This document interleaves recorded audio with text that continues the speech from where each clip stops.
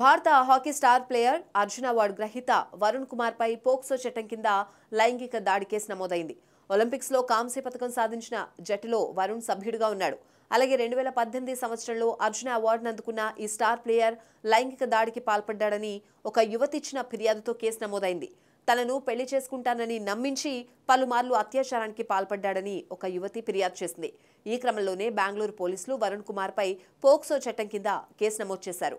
ఈ మేరకు పోలీసులు మంగళవారం సంబంధిత వివరాలు వెల్లడించారు.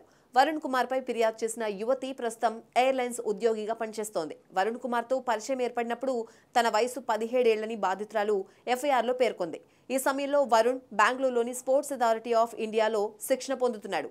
ఇన్స్టాగ్రామ్ ద్వారా వరుణ్ కుమార్ తనను సంప్రదించాడని, తనను కలవాలని పట్టుబట్టాడని బాధితురాలు ఎఫ్ఐఆర్లో పేర్కొంది. పదే పదే తనకు మెసేజ్లను పంపుతూనే ఉన్నాడని, తాను స్పందించకపోవడంతో చివరకు తన స్నేహితులతో తనను కలిసి ఇష్టాన్ని వ్యక్తపరిచాడని పేర్కొంది. ఆ సమయంలో యువతి మైనర్ అని తెలిసిన భవిష్యత్తు గురించి మాట్లాడతాననే నెపంతో 2019 జూలైలో వరుణ్ ఆమెను బెంగళూరులోని జయనగర్లోని ఓ హోటల్కు పిలిచాడు.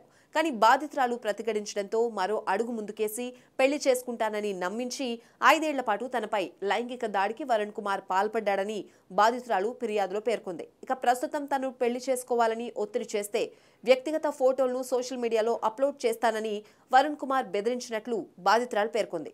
అయితే వరుణ్ కుమార్ తనను మోసం చేశాడని యువతి నుంచి అందిన ఫిర్యాదు మేరకు వరుణ్ కుమార్ పై లైంగిక నేరాల కింద పిల్లల రక్షణ చట్టం పోక్సో సంబంధిత సెక్షన్ల కింద పోలీసులు సోమవారం కేసు నమోదు చేశారు.